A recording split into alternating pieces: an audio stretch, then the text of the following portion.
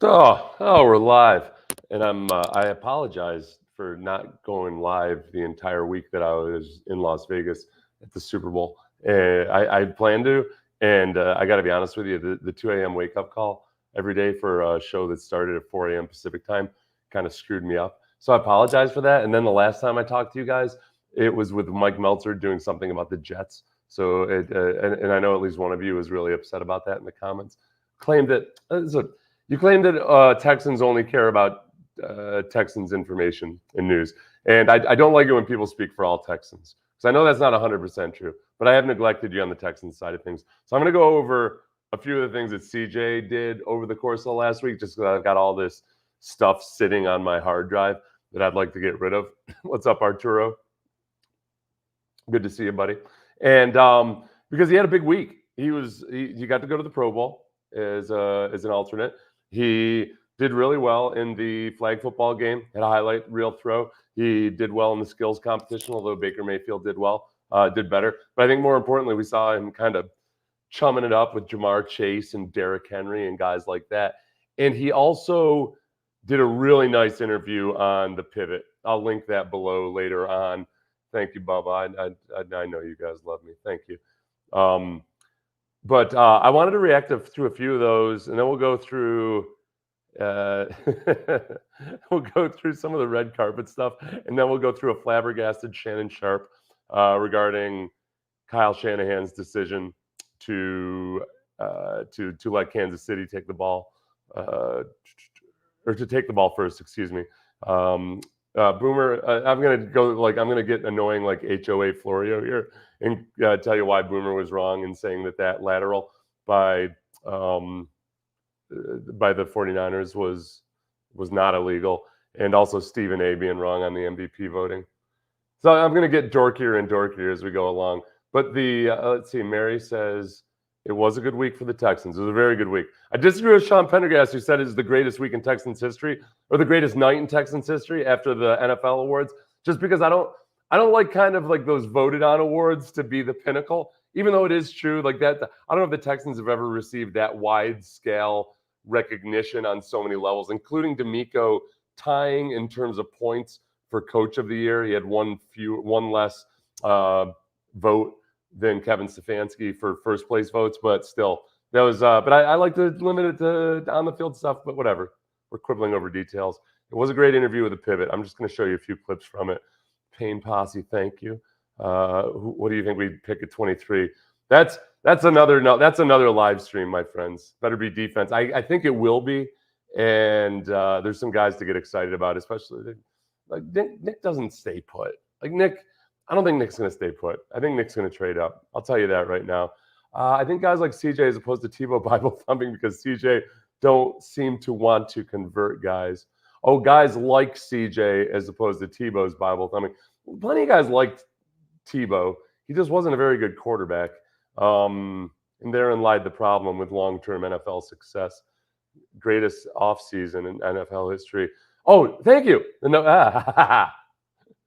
I referenced the Weeping Angels today, and I can't even remember why. Like Sean didn't know what I was talking about, so we moved on as he should. I didn't need to try to get into an explanation of Doctor Who. So here's CJ on the Pivot, which is Ryan Clark, Fred Taylor, Channing Crowder. They do a great job getting a lot out of these guys, and they do some really good interviews. So this first one's relevant because before we talk about the draft, there's going to be free agency in about a month. And the position of running back has come up a lot. I think a lot of you guys know that I am a big fan of Derrick Henry, despite the fact that the Texans just destroyed him 2 straight times this season in the course of 3 weeks. I still am very much a fan of the second leading rusher in the NFL, guy who was playing behind the worst offensive line in America. I would include colleges in that relative to their skill level. The Tennessee Titans offensive line was atrocious. This is Stroud talking about a conversation he had with Derrick Henry at the Pro Bowl. So when he references the guy he's talking to here, he's talking about Derrick Henry, and it's an interesting one. Let's see. Let's get there. We go. A lot of people don't know like I would say like the dog that I have in me until they meet me and like sit down with me. Cause he was like, man, I thought you was just a nice dude. He was like, I didn't know you was like this, but I was basically explaining to him like the mindset I have when I step on the field. Like I want people to like I wouldn't say I want them to fear me, but I want them to know like I gotta be on my A game. I gotta be on my shit because CJ on the field. I want them people to know like CJ coming. Yeah. I like that a lot. I had these organized at first by dog appeal, because there were quite a few segments in here, and it got to me too many clips because he was just kind of talking about the competitive side of him. And I think the person earlier that referenced Tebow's open religiousness compared to CJ's. I don't like. I think they're both very devout guys. I do think that CJ just feels more real. Sometimes you can appreciate somebody's spiritual journey better if it also feels like it's somebody who's actually been through some crap. And frankly, other than like circumcising kids on missionary, I'm not making some sick joke. As Tebow assisted in circumcisions while he was a missionary. He was born into that life, and things were. It was a pretty soft path for him the whole way through. Whereas CJ's A had a rough upbringing, and B, he's got more dog in him than Tebow. He's got to wrestle. I feel like he's got to wrestle with more of the good, productive inner demons that lead to athletic success, but always aren't consistent necessarily with being the perfect example of spirituality. And he's very real about it. I like that about him. I don't want to turn this into an anti-Tebow thing. This other very real part of him, which I think he opened up about more than he ever had before, the S2 test, the now debunked S2 test that he scored so poorly on and was leaked last year. He's always kind of before acted like it wasn't that big a deal, and he's able to tune out that noise. Here he was talking about just exactly how that affected him. Yeah, honestly, bro, that was a tough time for me. I called my agent, dated, and honestly, like, man, I was hot. I was super mad, like, just because I knew that it wasn't one. I knew that it wasn't real, and I knew what I put on tape. Yeah. And then the following up on that, he talked about how the S2 cognition test. This is really cool. This is really cool. This is him talking about him going through it, but he has a good way of reframing things to turn negatives into positives. I thank God, like I was the one who went through it.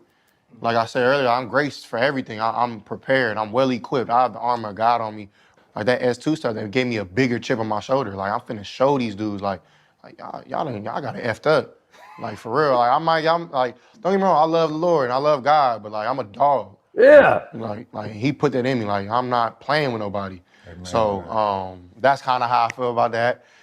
Yeah. That's what I'm talking about. That's what I'm talking about right there. He's not to be trifled with, damn it. So yeah, and we'll get to the NFL honors later. One quick question. He's humble, but he's no pushover. Seth, do you smoke weed? Your eyes are a little red. I'll plead the fifth on the first, but that's not my reason for having red eyes right this moment. My whole face is red. I don't know what the hell's going on. Right before I went live, I was like, okay, because I'm going to be red. I'm going to be red tonight. This off season finna be crazy. It's true. It's true. Oh, that's right. I had said the Weeping Angels. I was CJ not wanting to look at the Lombardi Trophy while he was on the Kay Adams show. It reminded me of like the opposite of the Weeping Angels on Doctor Who. Let's see. No chance you've read Sapiens. That book is so dense. You got to read it in pieces. It's like a textbook. It's dense. And my trick for dense books is I always listen to the audiobook first. And if I like it a lot, then I'll go back and I'll read it.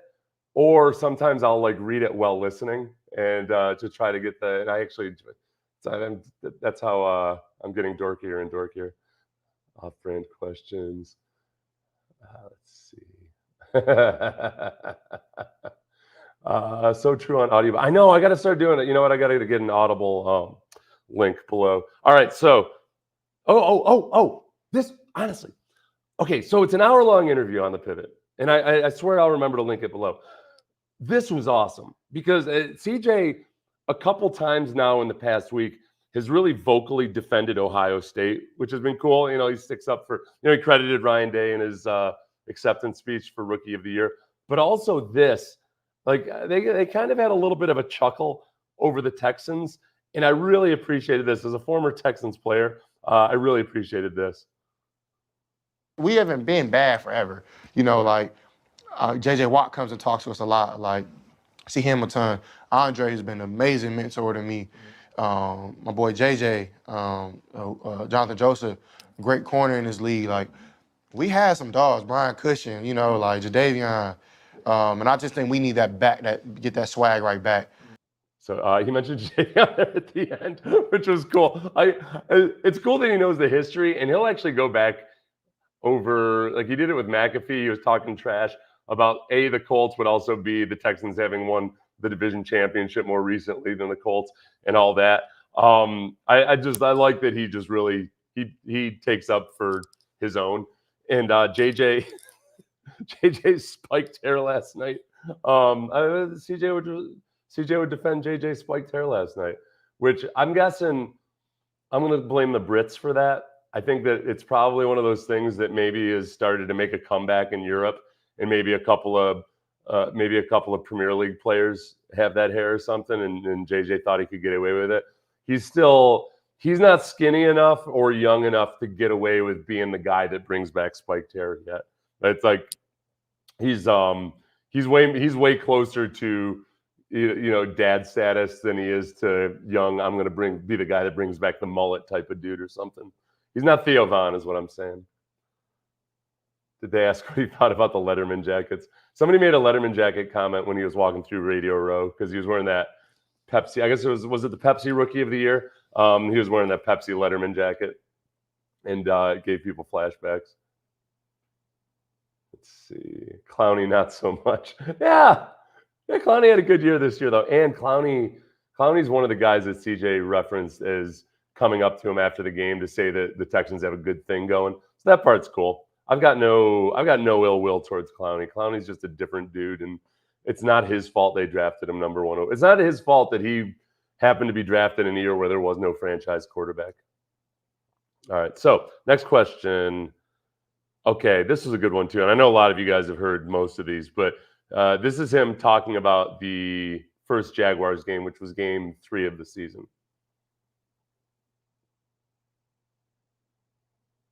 And then we played week 3 against Jacksonville. Yeah. I went trim on them boys. Yeah. My bad, Fred. Yeah. It's all love. It's all love. The thing that was crazy about it though is because I had so much respect for Jacksonville. Right. And I think they kind of came in like, oh, this is a rookie quarterback. Yeah. And like that was the last time that happened. Like, right. And yeah, he really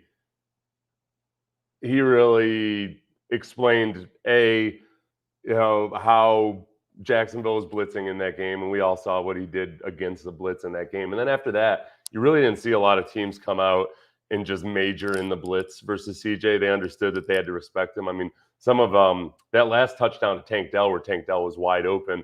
And that's what happens when you blitz. You leave yourself exposed on the back end, and if you got a quarterback that knows how to take advantage of it, you end up with throws and catches like that. So that part of it was like the first part where he really showed that things were clicking for him really fast. Because he had done well in the second half of the Colts game. Really, the second through fourth quarter of the Colts game, it was always from behind. So there wasn't really anything you could take from it in terms of saying, there you go, because he was playing from behind. But it was impressive what he was doing. And the Jaguars coaches knew it going into that. This one, Fred Taylor asked him a question that, again, really goes back to CJ's ability to, I think, really just buy into the team concept, and then B, just reframe things and look at things in a he's got a maturity about him that I didn't have until maybe 3 years ago, maybe, if I have it. Would you trade your rookie season for a Heisman Trophy? heck no. No, sir. I would never. I'm a firm believer in everything happens for a reason in God's timing. Right. I can want something real bad, but if it's not in his will, then it's not in his will. And I'm not, when I was younger, I used to really trip off that. I really used to want to be in the limelight, or I wanted to be recruited. I wanted to be the 5-star. but I wasn't ready. And like looking back at it, like I thank God for that, because like if I would have got it early, like who knows who I would be right now. Like I could crash out, not be humble. I think through everything, like I was being taught humility. Yeah, that the humility is big because he's talked about that before. He uses that word a good amount, to the point where he puts thought into it. And I was thinking about this because we did that podcast. Meltzer and I did that podcast about Aaron Rodgers last week. And Aaron Rodgers is on he's very much a proponent of ayahuasca. In the psychedelic community, for the most part, a lot of the emphasis, at least in Aaron Rodgers' corner of psychedelics, is on death of the ego, killing the ego, kind of like removing yourself from yourself, and trying to see yourself as part of a whole. And like, I don't think that's how most people would describe Aaron Rodgers. I think Aaron Rodgers has a very keen sense of himself. But like, I don't blame him because it's almost impossible. It's almost impossible to be an NFL quarterback and not be keenly aware at any given time, like how many eyes are focused on you yourself, how important you yourself are to the team and to the success of your team. And to maintain humility in the face of that, like, I don't know if it's possible. I don't know, like, if to get genuine humility, I don't know if that's possible, but you can try as hard as you can to be as close as you can to it. And I think CJ like makes a genuine effort at that. But then he goes and he's spending that entire week. I was there at Radio Row. He's doing 40 interviews a day of people telling him how awesome he is. You got to have a conscious effort at maintaining the humility. And it's just cool to see that at that age, he's not focused on being legendary or what have you. Like, he's focused on being the best, but he always tries to put it in the context of a team. I'm gung ho as hell about him, so obviously I'm biased, but it's pretty cool. Stroud on his mindset towards leadership when he came in as a rookie. I came in with a mindset like, I want to be a leader on the team. I want to be a captain. I want to do all this leadership stuff, but like, I want to earn it. So honestly, my first step was like build trust. How can I build trust with my guys? Like, how can I spend more time with them and let them know like this isn't for fake? Like, I'm not just trying to be a leader. I really want to be brothers, because the closest teams I've been on has been the best teams. And I think that's another part where Ryan Day talking to him about leadership and the other things he's learned about leadership. I've always really been impressed with the way Bill Snyder from Kansas broke it down, K-State, broke it down, which was that you need to work on kind of forming personal relationships with guys on your team and build the circle outwards. So on his team, he would start with, in your position group, getting to know those guys personally, and then you expand your circle outward, your circles of influence. I think that's something CJ knows is clear. We almost saw more this offseason when a lot of these documentaries started coming out about last offseason, where CJ had rented the house in California, where Dalton Schultz and Tank Dell and another couple guys were out with him. He talks in this interview about taking guys bowling, and then he really gets into his relationship with Dalton Schultz. We know how much he and Tank Dell love each other, but like the Dalton Schultz part in his describing some of the plays and the adjustments that they would make on the fly and some of the improvisation, like that's where I don't think Dalton is the ideal tight end, and you can certainly upgrade from him athletically, but I don't want to. I would love to get a young stud, complete inline versatile tight end, but also have Dalton Schultz to work in complement with him. And I don't, I think we saw this year. Okay, Dalton has his limitations athletically, he has his limitations as a blocker, and I think that'll keep him from getting a real marquee deal in free agency. But he still very much has value for CJ Stroud, which means he has value for the team. So I'm optimistic they're going to work something out with him. But then at the same time, keep finding the Gronk to your Hernandez or whichever one. So I don't know which one. I don't think Dalton will be the Hernandez. Keep finding if you could have gotten Gronkowski and Kelsey on the same team together. How about that? We'll leave Aaron Hernandez out of it. Stroud on Brock Purdy. This was before last night's game, mind you. Let's listen to this in context with Brock Purdy's performance last night. There's nothing basic about being an NFL quarterback. Right. Nothing like that. Let's get one thing clear. There's nothing easy about being like. I don't care if somebody seems wide open. Like there's a lot of operation. There's a lot of things that have to go great to get that person wide open, and you have almost everything to do with that. And you can play the what if game all you want. Everybody can say what if. He's there. He's doing it. You know what I'm saying? So like, I got so much respect for that dude. Yeah, I thought that last night is a classic example of you don't blame Brock Purdy for them losing that game. I mean, for one, there are so many things in that game, or any game that goes to overtime like that, and where fewer than 20 points are scored going into overtime. Those are two evenly matched teams, and they're both two teams that were, I think, much sloppier than usual. Out of the 7 fumbles in the game, the Chiefs recovered 6 of them. That's a little bit. There's 5 fumbles recovered out of 6 fumbles, whatever it was. I don't want to say that's just all a matter of luck or what have you, but it was that kind of evening. And then once you get to overtime, I think that's when the Mahomes factor kicked in. But last night didn't prove to me anything positive about Brock Purdy.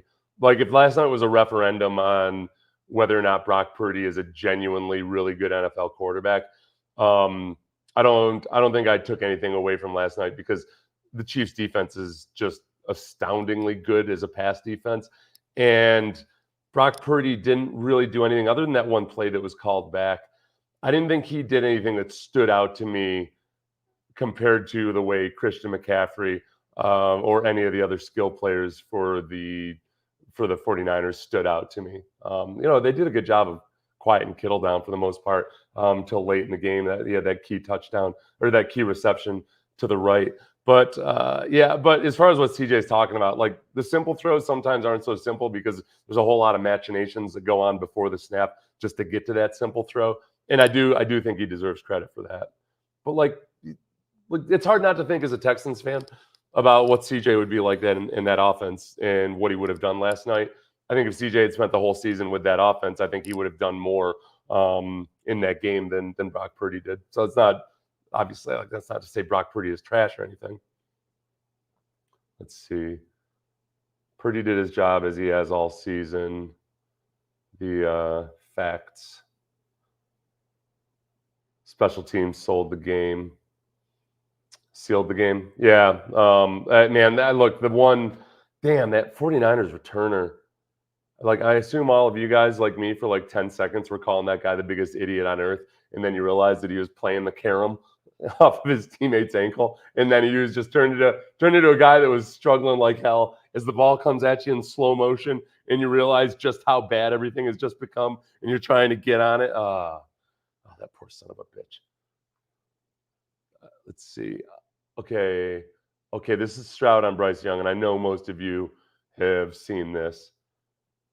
So we don't have to discuss it too much longer than just playing it.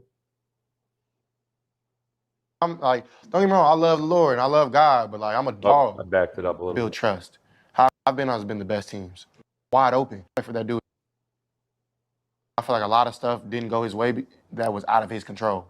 Like you can't make a play if somebody don't block. You can't make a play if somebody don't catch the ball. Like, and when you watch the tape, like Bryce did a lot of great things. I came into a situation where, we were struggling, I know, but like we still had a lot of good pieces, and Nick Casario, our GM, brought in a lot of good vets. D'Amico was the perfect coach for our type of team. So like everybody's path is different. Yeah, and that one, that's festive. There we go. That's what I'll show next. Andre's deal. I'm gonna try not to get weepy. I've watched that like 27 times, where Chris Carter tells. Anyway, you guys will see it. So as far as that, giving kudos or credit to Bryce Young, pretty notable there that he was, also pointing out that the Texans did all those things the right way, and that in a way that this is where I keep going back to, and I keep reminding myself, the offensive line and the running game in particular in the first half of the season was just awful. And CJ was doing all of that despite that situation. And I think like I as a Texans fan still sometimes forget it because it became almost an afterthought.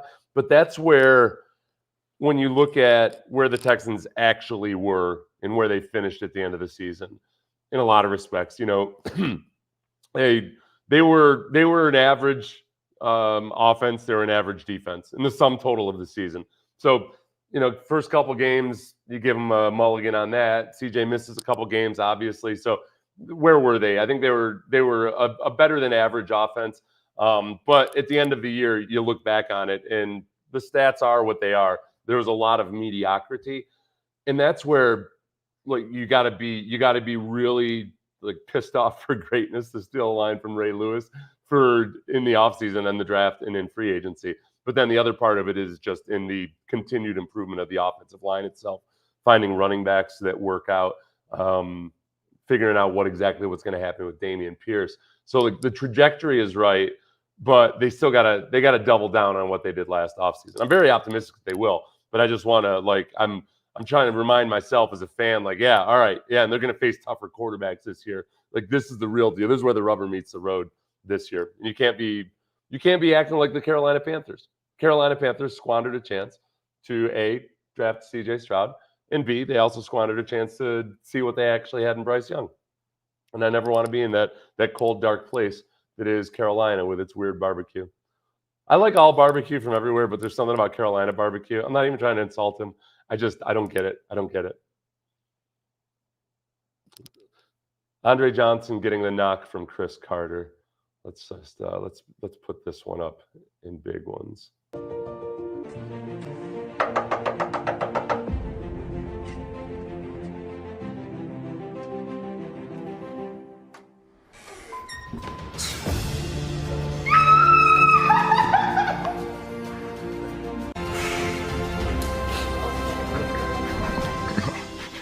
I'm a part of it.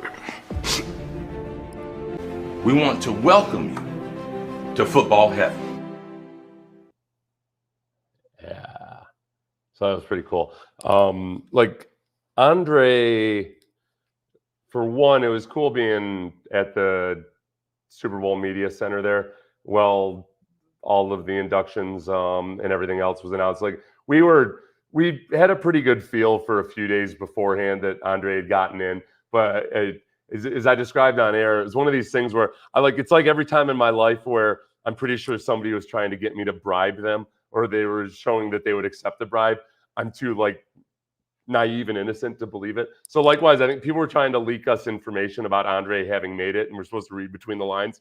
And I didn't want to actually believe it just in case. So even though there were some pretty clear indicators that Andre had made it. So when the official word came out, and the first official word I saw was when Jerome Solomon had tweeted about it or posted about it. I was just as excited as if I didn't have any clue that he would get in. I thought the thing that was cool about that clip there, where Andre actually shows a lot more emotion than he typically does, is that for one, Andre is he's become a lot more vocal in recent years. I think there was something about the Easterby incident that just flipped the switch in him, where he said, "That's it, damn it. That's all right. If I got to talk, I'm going to start talking." And he started talking. So that part was cool. But the other part of it too, I think that, a lot of times when people will mention how, well, he didn't speak a lot, but when he spoke, his words really mattered. And yeah, that's all true. And especially because his voice is so damn deep that it's kind of scary. But the thing that always struck me about him when people talk about leading by example is that in working as hard as he did and doing everything the right way, he also just never, ever complained about anything. And that was while he was playing with bad quarterback situations and was just really in imperfect situations. He had moments, he had a couple moments on the field where he was pissed off, but he did his job. And he did it better than anybody else. And I always just looked at him as this guy who was so incredibly strong in every way, not just physically strong and not just athletically impressive, but his will and his strength to just proceed without drama or anything else. It was admirable to me. As a young man, he was one of those players that I was kind of jealous in a positive way about, or I would see a word not envious or jealous, but it was like something that I would aspire to, and he was a few years younger than me, like 5 or 6 years younger than me. So it's just really cool to see that kind of throwback attitude rewarded. Like he could have been somebody that was working in a factory in the 1950s. He's just that kind of dude. He'd be the best damn factory worker in the nation. Okay, CJ's acceptance speech. I have not seen all of this. We played some of it. Let's see. How many years did you play with Andre? 2002. No, he got there in 2003. 3, 4, 5, 6. And I was injured I wasn't really there for much of 6. So really just 3 years. But none of, remember, it wasn't like, that's the other part where I think sometimes people forget when you talk about him versus any of the other receivers from the Colts, perhaps, or whatever. Like he didn't really get a start on his career until 4 or 5 years into it. And even then, like Kubiak's offense didn't take off right away. It was, there were times those first couple of years where sometimes our whole offense was quick screens to Andre and him breaking 4 tackles to get 7 or 8 yards. Like he was the rushing attack, he was the passing attack, he was everything. And he didn't have a quarterback with him. So he didn't have those first 4 years of his career with anybody close to Peyton Manning. I don't know if that's the news to anybody or anything. I've not watched Deion Jennings yet. Backstreet Marine. I got to get on this. I got to get on my draft prep. Chelsea CJ with Cam. Yes. I'll probably play a few of those as we go on throughout the week. Let me get CJ's expects. Yeah, I don't know if I want to play CJ's acceptance speech or D'Amico Ryan's. I want to get to Boomer because this annoyed me. Oh no, we got to watch CJ's acceptance speech because I haven't watched most of it yet.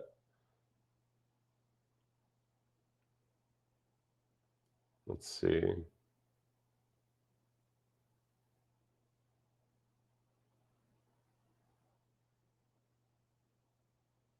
How y'all doing? First and foremost, I just want to give all glory and praise to my Lord and Savior, Jesus Christ. I want to thank the Texans organization, all the way to McNair's, Nick Casario, D'Amico Ryans. Y'all entrusted in me by drafting me number 2, and I appreciate that and never go misunderstood. I appreciate y'all. Secondly, I want to thank my family. I like if you didn't know who Will Anderson was. It looks like he could be like a badass bodyguard, right? Like a stylish bodyguard. Sitting there by, oh, that's his dad next to him. Right? Secondly, I want to thank my family, my mother, my father, my brother, my sister. Y'all have been my rock since I've been a kid, and I love y'all so much. I want to thank Ohio State, Coach Day, Todd Fitch, and a ton of just Buckeyes out here that have gave me nothing but support and show a young kid some love all the way 2,000 miles away from home. And I want to thank back home, Southern California, all the way from the IE to LA. I'm a true Cali kid, and everything that y'all taught me took a village to raise me, and I appreciate that. This honor means a lot, and to whatever kid that's out here watching, you can do anything you put your mind to, man. I'm a living testimony to perseverance and just trusting your goals and your dreams, and I just thank God for this. Thank y'all. I saw him, he was talking to somebody after that speech. Maybe it was when he was talking to Cam about how he prepares, and he said he just has a couple bullet points, and then he just kind of rolls with it after that. I thought he did a really good job of that. Speaking extemporaneously, that's he's calm, cool, and collected pretty much wherever he goes. That was one thing that was bothering me last night about Romo. I'm not going to make a big gripe session about Romo. I thought for the most part he was fine. I thought early on in the game he was really primed to frame every single thing that happened bad to the 49ers as being the result of nerves. And Brock Purdy started off 5 for 5, and they didn't push the ball downfield or anything, but I think that was as much a product of the cornerback play of the Chiefs than it was anything else. But Romo just kept talking about Brock Purdy's nerves. I felt like he was projecting a little bit. I feel like Brock Purdy doesn't really have nerves. I feel like if anything, he's like closer to the sociopath side of things. Not like a bad sociopath, but like a Dexter type of sociopath. And I don't think he feels those things. I didn't think nerves were a part of it at all. And then even after Mosley there kicked the 55-yard, sets a Super Bowl record for a field goal, but then he misses the extra point. That he blamed that on nerves. That felt like somebody who had once botched a playoff game because he mishandled the snap. And I did not like that part of Romo's analysis last night. Romo, I can't. That's not true. I think he was sober. I think he acted sober last night. I think some of his mistakes. The one thing he needs to do is he does as a color commentator. He needs to learn when he needs to be quiet. And one of those times is when Gene Steratore is explaining a rule of any sort. Because like last night on that intentional grounding, they were about to point out and discuss why it probably shouldn't have been intentional grounding because there was a receiver coming rocketing back towards where the ball eventually landed. I thought that Romo, because they brought up a graphic of the tackle box, which in that context would be discussed because the ball hadn't reached the line of scrimmage and Pat Mahomes was outside the tackle box. Romo started using it to talk about how the 49ers needed to be disciplined in their pass rush, and they were doing a good job of that. Even though on the previous play, Pat Mahomes had escaped the tackle box and threw the ball. I don't know what's going on. He's just got to shut up and let Gene Steratore do the talking. All right, I'm gonna have to cut this short because my voice is about to go. So I'll continue on with. I'm gonna do more Super Bowl stuff tomorrow night and get some more of the CJ stuff, and I'll start to work on getting a consistent time that I can live stream. I apologize that I'm so erratic with this. It's my 49th birthday today. I'm going to set a New Year's resolution for this year of my birthday as live streaming of some sort every single day for the next calendar year. So sometimes that might mean like 5 minutes of live streaming, just me rambling on about something, but I'm going to get it in and I'll try to be more consistent with it. And I'm also probably going to bring on more to keep my voice from going like this, because when I do a half hour like this is what happens. I got to get like Meltzer and Sean Pendergast and Paul Gallant and some of those guys on more and create a little bit more of a party here. Thank you for all the happy birthdays. And yeah, and hit the audiobooks, everybody. It's the best way to claim you read a book. I'm usually pretty open about it if I've only listened to a book. I say that I listened to the book, but you don't have to. I wouldn't hold you to that. I would just say you read the book. Thanks, everybody.